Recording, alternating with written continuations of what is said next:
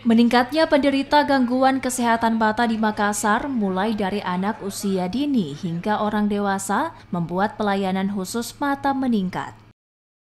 Penggunaan gadget atau gawai yang berlebihan menjadi salah satu pemicu utama banyaknya warga mengalami gangguan kesehatan mata, hingga banyak warga harus berobat ke luar negeri lantaran belum lengkapnya fasilitas kesehatan mata di Makassar.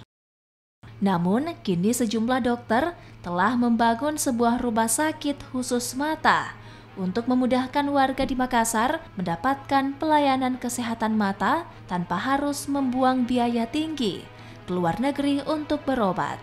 Kemudian fasilitasnya ya, kita mengusahakan seluruh pelayanan mata ya, mulai dari yang paling sederhana sampai yang complicated itu bisa kita lakukan di sini. Jadi kita mengharapkan ini rumah sakit nanti kalau mamanya pasien kita nggak usah kirim kemana lagi, selesai di sini.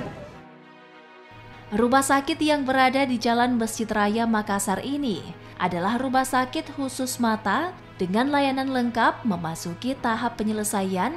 Gedung berlantai 10 ini mampu menampung 50.000 pasien. Pembangunan rumah sakit khusus mata ini diperkirakan akan tuntas dan mulai beroperasi pada akhir Desember 2023. Karena Makassar ini pembangunannya luar biasa, cepat dan pesat ya, sehingga memang untuk masyarakat Indonesia Timur nanti berpusat ke sini. Tidak usah jauh-jauh terbang ke kota lain, ke Pulau Jawa, ke Jakarta. Semua akan kita lengkapin di sini. Ya, akan menjadi rumah sakit yang terlengkap, tercanggih, khusus untuk pelayanan mata.